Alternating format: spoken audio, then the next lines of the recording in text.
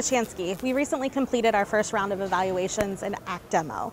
Can you describe your experience with ACQDemo and how this rating system really is beneficial for all? Okay, great question, Colleen, because while we finished our first year of ACQDemo here at NAVSEA, I've been involved in it for about 8 years, or 8 different cycles since back in 2011 when my previous command had switched to ACQDemo. I find it to be an outstanding system. It's probably the best pay system that I've really seen within the federal government. Having said that, it's not a perfect system.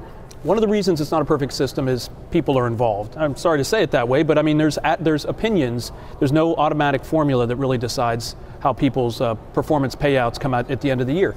So it's really incumbent on communication to happen. That includes employees enter their objectives and they enter their contributions.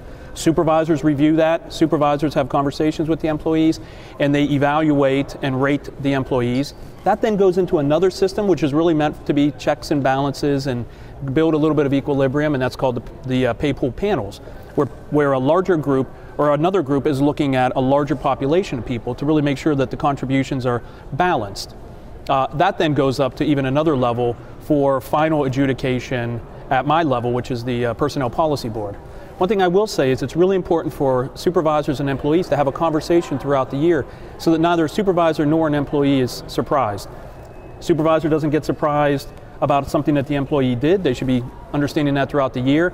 And an employee should not be surprised with their evaluation at the end of the year. It should accurately reflect what their contributions are. We also have something in place that I really recommend people take advantage of. If an employee feels at the end of the year that their contributions were not adequately and accurately represented through the pay pool process, they have an appeal process to put something in place and really explain their position on that, and then that will get reviewed. I really recommend people take advantage of that because it's possible when people are involved that something gets missed. Thank you for that response. I have one final question, actually for both of you. Okay. How can NAVSEA retain a strong civilian workforce and keep morale high in today's difficult hiring and economic environment? So I'd like to start that.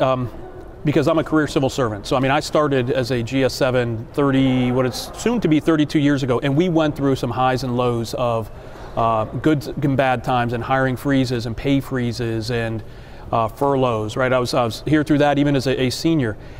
I am convinced, and at the risk of projecting what really keeps me going, is the work has to be very positive. The people have to enjoy the work.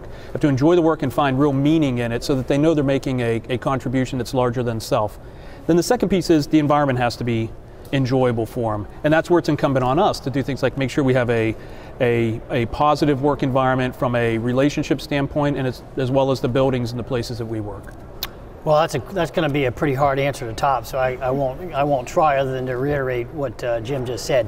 I think the way you create morale is you create a work environment where people want to come into work every day, and they have a sense of mission and they have a sense of something larger than self. I get asked the question often when I go out is, how do you keep all these talented people in NAVSEA, because you clearly can't pay them the way, for instance, a Google or a Microsoft or somebody out there would be.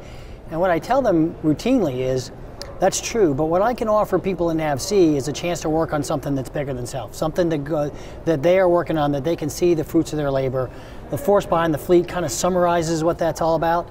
So I think the work product here and feeling a part of that team is critically important, and then I agree 100% with Jim that we've got to be able to provide you with a work environment every day that you can come in and thrive and be safe and enjoy working with the people around here. So those are all 3 fantastic questions, Colleen, and thanks for coming and asking the questions today. Thank you. Okay. Thank you.